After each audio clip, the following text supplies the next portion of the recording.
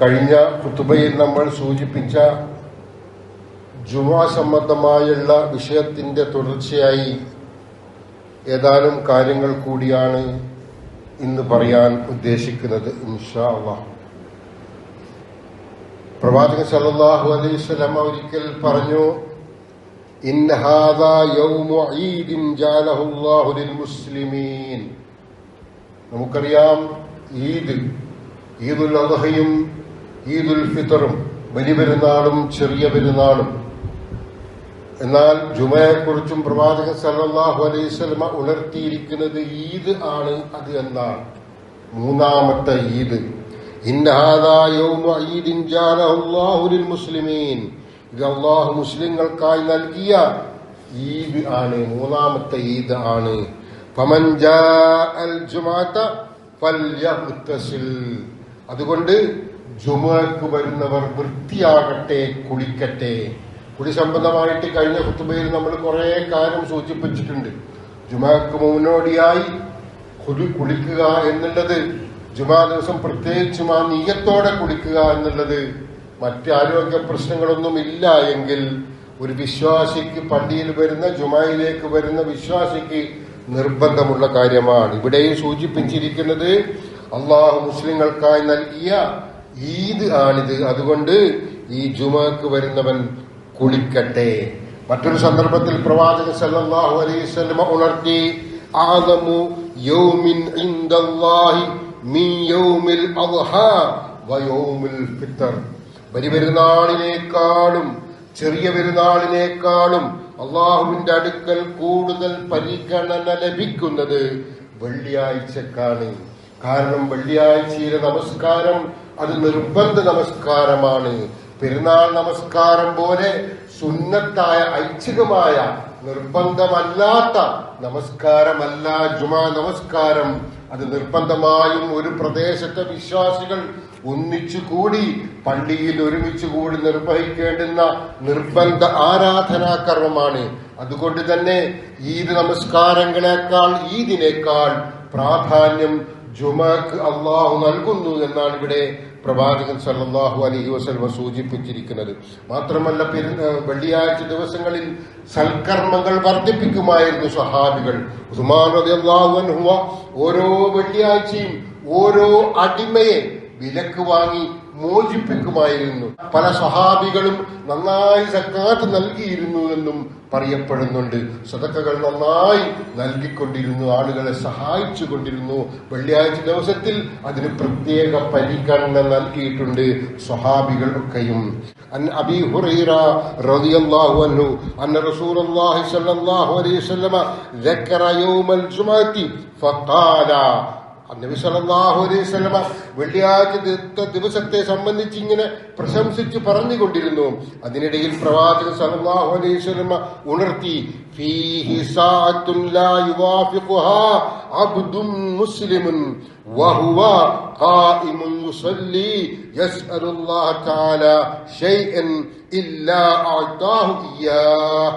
ഈ ദിവസത്തിൽ ഒരു സമയമുണ്ട്, വ്യാഴാഴ്ച മഗ്‌രിബിന് ശേഷവും വെള്ളിയാഴ്ച മഗ്‌രിബിന് മുന്നോടിയുമായിട്ടുള്ള വെള്ളിയാഴ്ച ദിവസത്തേക്ക് ഒരു പ്രധാനപ്പെട്ട സമയമുണ്ട്. ആ സമയത്ത് തന്റെ ആവശ്യങ്ങൾ അള്ളാഹുവിനോട് പ്രാർത്ഥിച്ച് നമസ്കരിച്ചു കൊണ്ടിരിക്കുന്ന മുസ്ലിമായ ഒരു അടിമ ആ സമയം പ്രാർത്ഥിച്ചാൽ, വെള്ളിയാഴ്ച ദിവസം നേരത്തെ സൂചിപ്പിച്ചതുപോലെ സൽക്കർമ്മങ്ങൾ വർദ്ധിപ്പിച്ചിരുന്നു സത്യവിശ്വാസികൾ എന്നതുപോലെ സൽക്കർമ്മങ്ങൾ വർദ്ധിപ്പിച്ചുകൊണ്ടിരിക്കുന്ന ആ നാളിൽ അന്നത്തെ ഒരു പ്രത്യേക സമയത്ത് പ്രാർത്ഥന നിർവഹിക്കുകയാണെങ്കിൽ അവന്റെ ആവശ്യം അള്ളാഹു നിറവേറ്റി കൊടുക്കുന്നതാണ് എന്നാണ് പ്രവാചകൻ സല്ലല്ലാഹു അലൈഹി വസല്ലം സൂചിപ്പിച്ചിരിക്കുന്നത്. ഏതാണ് ആ സമയമെന്ന് പ്രവാചകൻ സല്ലല്ലാഹു അലൈഹി വസല്ലം വ്യക്തമാക്കിയിട്ടില്ല. എന്നാൽ വളരെ ചുരുങ്ങിയ സമയം മാത്രമേ ഇത് ഉള്ളൂ എന്നും പ്രവാചകൻ സല്ലല്ലാഹു അലൈഹി വസല്ലം ഉണർത്തി. ഇതുമായി ബന്ധപ്പെട്ട് ഇബ്നുൽ ഖയ്യിം റഹിമഹുല്ലാഹ് പോലുള്ള പണ്ഡിതന്മാർ സമയത്തെക്കുറിച്ച് ഒരു വിശദീകരണം നൽകിയിട്ടുണ്ട്. 13 അഭിപ്രായങ്ങൾ ഇബ്നുൽ ഖയ്യിം റഹിമഹുല്ലാഹ് ഇതുമായി ബന്ധപ്പെട്ട് സൂചിപ്പിച്ചു. സൂചിപ്പിച്ചിട്ടുണ്ട്. അതിലൊന്നാമത്തത് ഇമാം മിമ്പറിൽ ഇരുന്നത് മുതൽ ജുമാ നമസ്കാരം കഴിയുന്നത് വരെയാണ് ആ സമയമെന്നാണ്. ആ സമയം നമ്മൾ പ്രാർത്ഥനാ നിരതരാണ്. നമ്മൾ അല്ലാഹുവിന്റെ മുന്നിൽ സന്നിധരായി ഖുതുബ കേട്ടുകൊണ്ടിരിക്കുകയാണ്. ഇസ്ലാമിക ജ്ഞാനം കേട്ട് മനസ്സിലാക്കി പഠിച്ച് ഈമാൻ വർദ്ധിപ്പിച്ചു കൊണ്ടിരിക്കുകയാണ്. തുടർന്ന് വരുന്ന നമസ്കാരത്തിലാവട്ടെ നമ്മൾ അല്ലാഹുവുമായി പ്രാർത്ഥനയിലാണ്, അഭിമുഖത്തിലാണ്. മനസ്സ് അല്ലാഹുവിൽ മാത്രം കേന്ദ്രീകരിച്ചുകൊണ്ടുള്ള മഹത്തരമായ ഒരു ഇബാദത്തിന്റെ സന്ദർഭമാണ് ജുമാ. ഖുത്ബ തുടങ്ങി നമസ്കാരം അവസാനിക്കുന്നത് വരെയുള്ള സമയം. ഖുത്ബ സംബന്ധമായുള്ള പ്രാധാന്യങ്ങളൊക്കെ കഴിഞ്ഞ ഖുത്ബയിൽ നമ്മൾ സൂചിപ്പിച്ചതാണ്. ഒരക്ഷരം പോലും അനാവശ്യമായി മറ്റൊരാളുമായി പറയാൻ പോലും പാടില്ല എന്നുള്ളതും നാം മനസ്സിലാക്കണം. അത്ര ഗൗരവമേറിയ ഒരു സമയമാണിത്. ഇമാം ഇബ്നുൽ ഖയ്യിം റഹ്മഹുല്ലാഹ് പറയുന്നു, 13 അഭിപ്രായങ്ങൾ പറഞ്ഞ കൂട്ടത്തിൽ ഒന്ന്, ഇമാം മിമ്പറിൽ കയറുന്നത് മുതൽ പിന്നെ നമസ്കാരം കഴിഞ്ഞ് സലാം വീട്ടുന്നതിനിടയിൽ ഒരു സമയമായിരിക്കും അത്. മറ്റൊന്ന് പറഞ്ഞിരിക്കുന്നത് വെള്ളിയാഴ്ച അസർ നമസ്കാരത്തിന് ശേഷം മഗ്രിബ് വരെയുള്ള സമയവും ആയിരിക്കും അത് എന്നും ഒരഭിപ്രായം പറഞ്ഞിട്ടുണ്ട്. കുറെ അഭിപ്രായങ്ങളിൽ കുറച്ചുകൂടി പ്രബലമായ 2 അഭിപ്രായങ്ങളാണിത്. ഏതായിരുന്നാലും വെള്ളിയാഴ്ച ഒരു സമയം അല്ലാഹു നിശ്ചയിച്ചിട്ടുണ്ട്. ആ സമയത്ത് നമ്മൾ പ്രാർത്ഥിച്ചാൽ, നമ്മൾ ആരാധനാ കർമ്മങ്ങൾ നിർവഹിച്ച്, നമ്മൾ സുഹൃത്തുക്കൾ നിർവഹിച്ച് അള്ളാഹുവിനോട് പ്രാർത്ഥിച്ചാൽ നമ്മുടെ ആവശ്യങ്ങൾ അള്ളാഹു സ്വീകരിച്ച് പരിഗണിക്കുമെന്നാണ് പ്രവാചകൻ സല്ലല്ലാഹു അലൈഹി വസല്ലം ഉണർത്തിയിരിക്കുന്നത് എന്ന് നാം മനസ്സിലാക്കുക.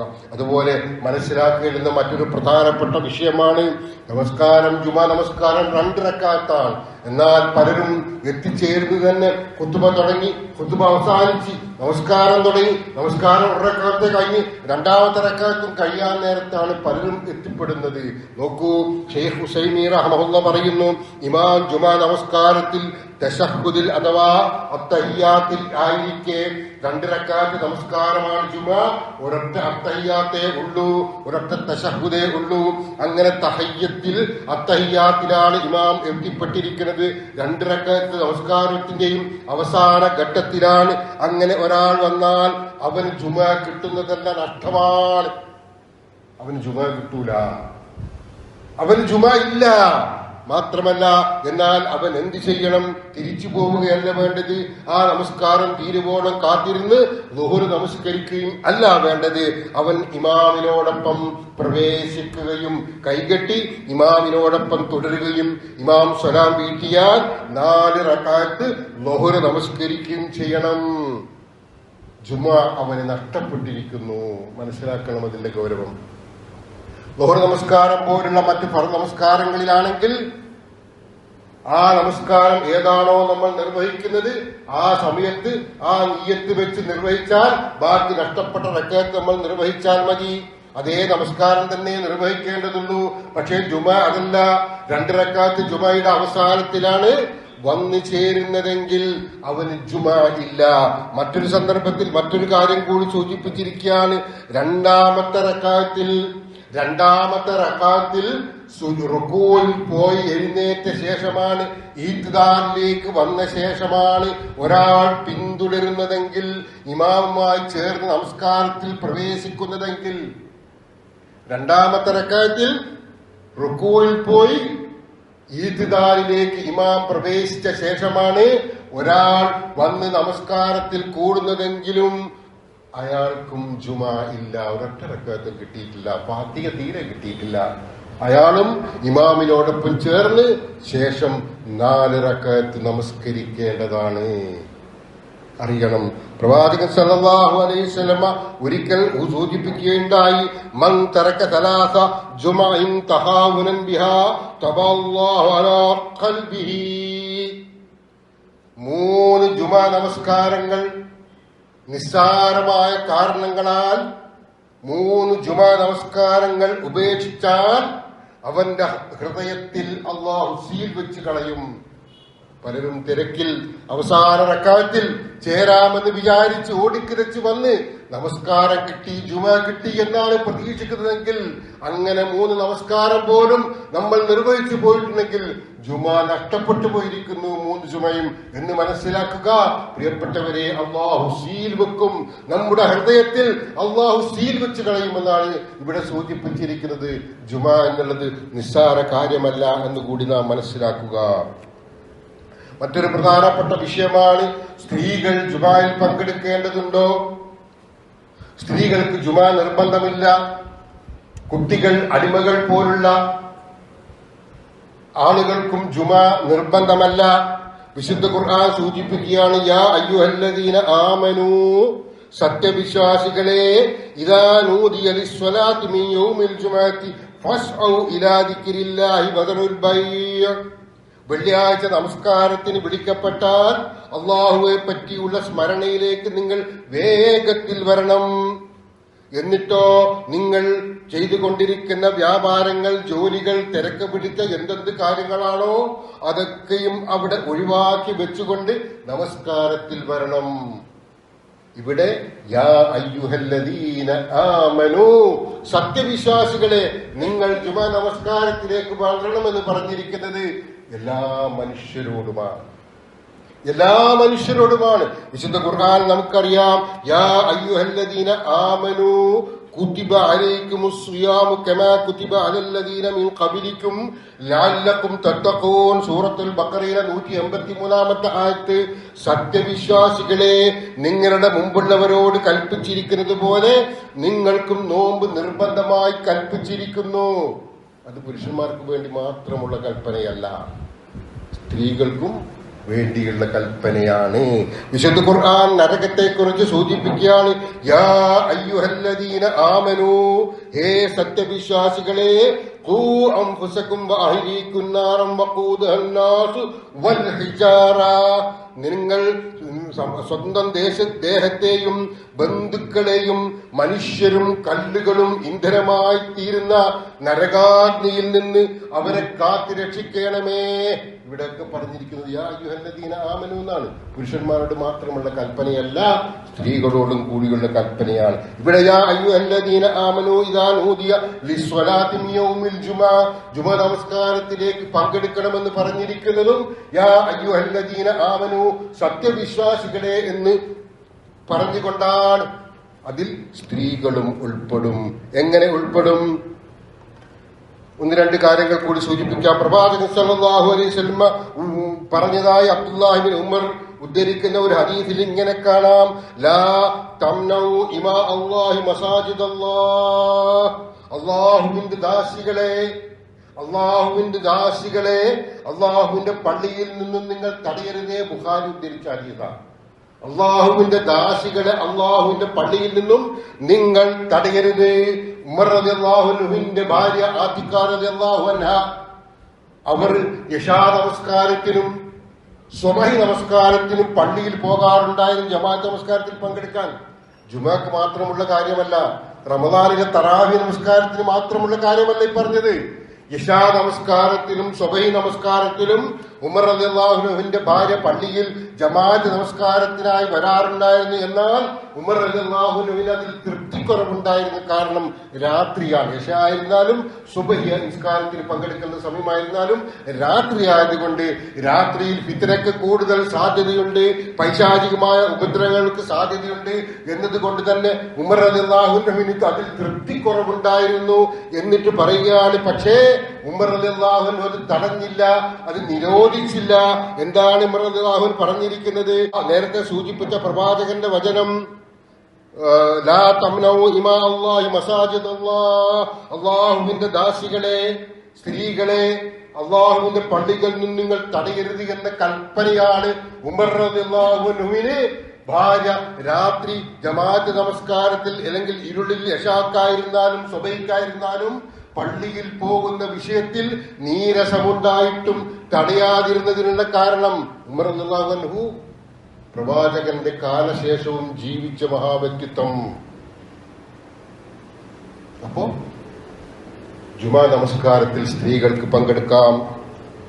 ഉമ്മു ഹിഷാം റളിയല്ലാഹു അൻഹ എന്ന സഹാബ വനിത സൂറത്തുൽ ഖാഫ് പാഠമാക്കിയത് പ്രവാചകൻ സല്ലല്ലാഹു അലൈഹി വസല്ലം ജുമാ മിമ്പറിൽ ഖുത്ബ പറയുമ്പോ സൂറത്തുൽ ഖാഫ് ഓതിക്കൊണ്ടിരിക്കുന്ന സന്ദർഭങ്ങളിൽ അത് മനപ്പാഠം പഠിച്ചത് അങ്ങനെയാണ് എന്ന് ഹദീസിൽ വന്നിട്ടുണ്ട്. ഖതീബ് ഇവിടുന്ന് പാരായണം ചെയ്യുന്ന ഖുർആൻ വചനങ്ങൾ കാണാതെ പഠിച്ചു സ്ത്രീകൾ എന്നർത്ഥം. ഫതഹുൽ ബാരി ഉദ്ധരിക്കുന്ന മറ്റൊരു വാക്കുകൾ ഇങ്ങനെ കാണാം. ഞാൻ ഹദീസും അതിന്റെ ഇബാറത്തുകളൊന്നും ഒന്നും ഉദ്ധരിക്കുന്നില്ല. സുബഹി നമസ്കാരം അതിന്റെ ആദ്യ സമയത്ത് തന്നെ നിർവഹിക്കൽ സുന്നത്താണ്. രാത്രികൾ നമസ്കാരത്തിന് സ്ത്രീകൾ പള്ളിയിലേക്ക് പുറപ്പെടാമെന്നും പറയുന്നു.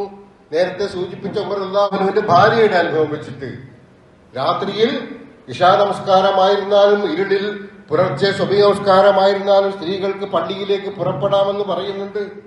അപ്പോൾ പകലിനേക്കാൾ രാത്രിയാണ് കൂടുതൽ പ്രയാസത്തിന് സാധ്യതയുള്ളത്. എന്നിട്ടും സ്ത്രീകൾക്ക് രാത്രിയിൽ പള്ളിയിൽ ജമാഅത്ത് നമസ്കാരത്തിന് പോകാൻ അനുമതി ലഭിച്ചിരിക്കെ, മതം അംഗീകരിച്ചിരിക്കെ, പകൽ നമസ്കാരത്തിനും സ്ത്രീകൾക്ക് പള്ളിയിൽ പോകാം. ഫതുൽ ബാരിയിൽ വന്നതാണ്. പകലിലും പള്ളിയിൽ പോകാം. നമ്മൾ ജുമാ നമസ്കാരത്തിന് വേണ്ടി മാത്രമല്ല.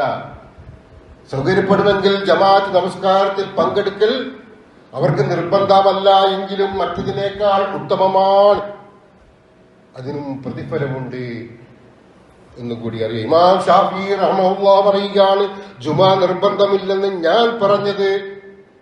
ഇമാം ഷാഫിഈ റഹ്മഹുല്ലാഹ് അദ്ദേഹത്തിന്റെ ഗ്രന്ഥമായ വ്യാഖ്യാത ഗ്രന്ഥമായ അൽ ഉമ്മിൽ പറയുന്നു, ജുമാ നിർബന്ധമില്ലെന്ന് ഞാൻ പറഞ്ഞ പ്രതിബന്ധമുള്ള സ്വതന്ത്ര പുരുഷന്മാരും ചില കാരണങ്ങൾ കൊണ്ട് പുരുഷന്മാർക്ക് ആണുങ്ങൾക്ക് ജുമാസ്കരിക്കാൻ കഴിയാതെ വരും, രോഗികളായിട്ടുള്ളവരുണ്ടാവാം, യാത്രക്കാരുണ്ടാവാം, അങ്ങനെയുള്ള ആളുകൾ പുരുഷന്മാരും പിന്നെ പറയുകയാണ് സ്ത്രീകളും കുട്ടികളും അടിമകളും ജുംബയിൽ പങ്കെടുക്കുന്ന പക്ഷം 2 റക്അത്ത് തന്നെ അവർക്ക് മതി.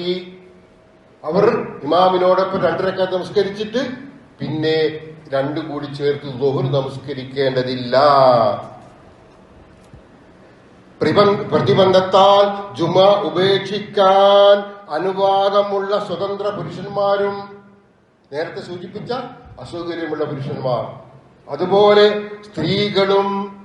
സ്ത്രീകൾക്ക് നിർബന്ധമല്ല, കുട്ടികൾക്ക് നിർബന്ധമല്ല, അടിമകളും അവർക്ക് നിർബന്ധമല്ല.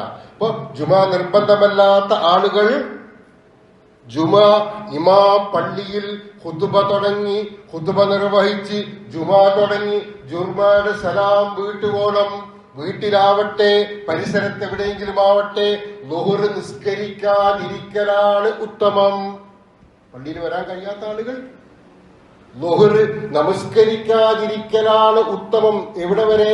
ഇമാം ജുമാ നമസ്കാരം തീരുവോളം കാത്തിരിക്കണം. എന്താണ്? അടിമകളും സ്ത്രീകളും കുട്ടികളും പുരുഷന്മാരുമൊക്കെ, സാഹചര്യം അനുവദിക്കാത്ത പുരുഷന്മാരുമൊക്കെ ജുമാ നമസ്കരിച്ച് തീരും വരെ ളുഹർ നമസ്കരിക്കുന്നത് ഞാൻ ഇഷ്ടപ്പെടുന്നില്ല എന്നാണ് ഇമാം ഷാഫിഈ റഹ്മത്തുള്ളാഹി പറയുന്നത്. ജുമാ പിരിഞ്ഞു പോയെന്ന് അവർ സൂക്ഷ്മമായി അന്വേഷിക്കണം, മനസ്സിലാക്കണം, സമയം നോക്കണം, അറിയണം. അവർക്ക് അതിനിടയിൽ ജുമയിൽ പങ്കെടുക്കാൻ വല്ല സാഹചര്യവും ഒത്തുവരികയാണെങ്കിൽ അതാണ്, അങ്ങനെ പങ്കെടുക്കുന്നതാണ് ഇവർ ളുഹർ നമസ്കരിക്കുന്നതിനേക്കാൾ ഉത്തമം. ഇമാം ഷാഫി റഹ്മഹുല്ലാഹ് അവരുടെ വ്യാഖ്യാന ഗ്രന്ഥമായ അൽ ഉമ്മിൽ പറഞ്ഞിരിക്കുകയാണ്. അപ്പോ സ്ത്രീകളെ സംബന്ധിച്ചിടത്തോളവും ജുമാ നമസ്കാരത്തിൽ പ്രത്യേകിച്ച് പങ്കെടുക്കുക എന്നുള്ളത് നിർബന്ധമല്ല എന്നൊരു കാരണം കൊണ്ട് ഒഴിയാതിരിക്കുകയാണ് വേണ്ടത്. അവർക്ക് പുരുഷന്മാർക്ക് ലഭിക്കുന്നത് പോലുള്ള പ്രതിഫലം നേടാൻ വേണ്ടി സൗകര്യപ്പെടുന്ന സ്ത്രീകൾ അതിനുവേണ്ടി പരിശ്രമിക്കണം എന്നുകൂടിയാണ് നാം മനസ്സിലാക്കേണ്ടുന്നത്. ജുമാ നമസ്കാരാനന്തരം ഇദാ സ്വല്ല അഹദുകുമുൽ ജുമാഅത ഫൽ യുസല്ലി ബഅദഹാ അർബഅൻ. പ്രവാചകൻ പറഞ്ഞതാണ്, നിങ്ങളിൽ ഒരാൾ ജുമാ നമസ്കരിച്ചു കഴിഞ്ഞാൽ അതിനുശേഷം അവൻ 4 റക്അത്ത് സുന്നത്ത് നമസ്കരിക്കട്ടെ. 4 റക്അത്ത് സുന്നത്ത് നമസ്കരിക്കട്ടെ. പ്രവാചകൻ സല്ലല്ലാഹു അലൈഹി വസല്ലം വീട്ടിൽ നിന്നും സുന്നത്ത് നമസ്കരിക്കാറുണ്ട്. പള്ളിയിൽ വെച്ചും സുന്നത്ത് നമസ്കരിക്കാറുണ്ട്. അതേക്കുറിച്ച് ഇവിടെ സൂചിപ്പിക്കുകയാണ്. ഇബ്നു ഉമർ റളിയല്ലാഹു അൻഹു നിവേദനം ചെയ്യുന്ന ഒരു ഹദീസിൽ ഇങ്ങനെ കാണാം, പ്രവാചകൻ സല്ലല്ലാഹു അലൈഹി വസല്ലം ളുഹറിന് മുമ്പ് 2 റക്അത്തും ളുഹറിന് ശേഷം 2 റക്അത്തും സുന്നത്ത് നമസ്കരിക്കാറുണ്ടായിരുന്നു. മഗ്രിബിന് ശേഷം തന്റെ വീട്ടിൽ വെച്ച് റസൂൽ സല്ലല്ലാഹു അലൈഹി വസല്ലം 2 റക്അത്തും സുന്നത്ത് നമസ്കരിക്കാറുണ്ട്. ഇശാക്ക് ശേഷം 2 റക്അത്തും ജുമാക്ക് ശേഷം പള്ളിയിൽ നിന്ന് പിരിഞ്ഞ് വീട്ടിൽ വന്നാൽ പ്രവാചകൻ സല്ലല്ലാഹു അലൈഹി വസല്ലം 2 റക്അത്ത് സുന്നത്ത് നമസ്കരിക്കാറുണ്ടായിരുന്നു. പ്രവാചകൻ സല്ലല്ലാഹു അലൈഹി വസല്ലം റവാത്തിബ് സുന്നത്ത് നമസ്കാരം, അതായത് ളുഹറിന് മുമ്പും ശേഷവും മഗ്രിബിന് ശേഷം ഇശാക്ക് ശേഷം സുബഹിക്ക് മുമ്പ് ഈ നമസ്കാരങ്ങളൊക്കെ അധികവും വീട്ടിൽ വെച്ചായിരുന്നു നിർവഹിക്കുന്നത്. അതേപോലെ ജുമാ നമസ്കരിച്ച് പ്രവാചകൻ പിരിഞ്ഞു പോകും, പള്ളിയിൽ വെച്ച് സുന്നത്ത് നമസ്കരിക്കാതെ. എന്നിട്ട് വീട്ടിൽ പോയാൽ പ്രവാചകൻ 2 റക്അത്താണ് നമസ്കരിക്കുക. ഈ 2 ഹദീസുകളുടെയും വെളിച്ചത്തിൽ വിശദീകരിക്കപ്പെടുകയാണ് നമ്മൾ സുന്നത്ത് നമസ്കാരം നിർവഹിക്കുന്നത്. പള്ളിയിൽ നിന്നാണെങ്കിൽ 4 റക്അത്ത് നമസ്കരിക്കണം, 2 അല്ല വീട്ടിൽ വെച്ചാണെങ്കിൽ 2 റക്അത്തും നമസ്കരിക്കുക. വിശുദ്ധ ഖുർആൻ സൂചിപ്പിക്കുകയാണ്. സൂറത്തുൽ ജുമഅയിലെ 9-ാമത്തെ ആയത്ത് നമ്മൾ കഴിഞ്ഞ ആഴ്ച വിശദീകരിച്ചു. 10-ാമത്തെ ആയത്ത് ഫഇദാ ഖുദിയത്തിസ് സ്വലാത്തു ഫന്തശിറൂ ഫിൽ അർളി വബ്തഗൂ മിൻ ഫദ്ലില്ലാഹ് വദ്കുറുല്ലാഹ കസീറൻ ലഅല്ലകും തുഫ്ലിഹൂൻ. അങ്ങനെ നിങ്ങൾ നമസ്കാരം നിർവഹിച്ചു. ജോലിയാണ്, മറ്റ് തിരക്ക് പിടിച്ച കാര്യങ്ങളാണ്, അതൊക്കെ വഴിവാഴിക്കൊണ്ട് ജുമാക്ക് വന്നു, ഖുതുബ കേട്ടു, നമസ്കാരം നിർവഹിച്ചു കഴിഞ്ഞു. അങ്ങനെ നിർവഹിച്ചു കഴിഞ്ഞാൽ നിങ്ങൾ ഭൂമിയിൽ വ്യാപിച്ചു കൊള്ളുക. നിങ്ങൾ തുടർന്ന് നേരത്തെ എന്താണോ നിർത്തിവെച്ചത് അതിലേക്ക് നിങ്ങൾ പ്രവേശിച്ചു കൊള്ളുക, അത് തുടർന്നു കൊണ്ടിരിക്കുക. എന്നിട്ടോ അള്ളാഹുവിന്റെ അനുഗ്രഹത്തിൽ നിന്നും നിങ്ങൾ തേടുകയും ചെയ്യുക. പടച്ചവന്റെ അനുഗ്രഹമാണ് ഉപജീവനം, ജോലി, മറ്റ് ആവശ്യങ്ങൾ, സൗകര്യങ്ങൾ. അതിനുവേണ്ടി പടച്ചവന്റെ അനുഗ്രഹം പ്രതീക്ഷിച്ച് നിങ്ങൾ ജോലിയിൽ വ്യാപൃതരാകുക, കച്ചവടത്തിൽ വ്യാപൃതരാകുക. നിങ്ങൾക്ക് എന്താണോ നിർവഹിക്കാനുള്ളത് അത് നിങ്ങൾ നിർവഹിക്കുക, നല്ല നിലയിൽ നിർവഹിക്കുക. എന്നിട്ട് പറയുകയാണ് വദ്കുറുല്ലാഹ കസീറാ, നിങ്ങൾ പടച്ചവനെ ധാരാളമായി ഓർമ്മിക്കുകയും ചെയ്യുക. തൊട്ടുമുമ്പ് പള്ളിയിൽ വെച്ച് ഖുതുബ കേൾക്കുമ്പോഴും പള്ളിയിൽ വരുമ്പോഴും ജുമാ നമസ്കരിക്കുമ്പോഴും ഒക്കെ ധാരാളമായി പടച്ചവനെ മാത്രം ഓർത്ത മനുഷ്യൻ അതൊക്കെ കഴിഞ്ഞ് തിരിച്ചു പോയിട്ട് ജോലിയിൽ വ്യാപൃതരാവുകയാണെങ്കിൽ പോലും പടച്ചവനെ വീണ്ടും ഓർത്തുകൊണ്ടേ ഇരിക്കണമെന്നായി പറഞ്ഞത്. പടച്ചവനെ തൽക്കാലം പള്ളിയിൽ വരുമ്പോൾ മാത്രം ഓർമ്മിക്കേണ്ടുന്നതല്ല, അതിനപ്പുറവും കൂടുതലായി ഓർത്തുകൊണ്ടിരിക്കും. ഇവിടെ പറഞ്ഞ പടച്ചവനെ ഓർക്കുക എന്ന് മാത്രമല്ല, വദ്കുറുല്ലാഹ കസീറാ, ധാരാളമായി ഓർത്തുകൊണ്ടിരിക്കണം. ആ ഓർമ്മയിൽ നിന്ന് മാറി നിന്നുകൊണ്ടുള്ള ഒരു ജീവിതം സത്യവിശ്വാസിക്കില്ല എന്ന് മനസ്സിലാക്കുക. അള്ളാഹു നമ്മെ അനുഗ്രഹിക്കുമാറാവട്ടെ. അഖൂലു ഖൗലി ഹാദാ വസ്തഗ്ഫിറുല്ലാഹ ലി വലക്കും ഫസ്തഗ്ഫിറൂഹു ഇന്നഹു ഹുവൽ ഗഫൂറുർ റഹീം.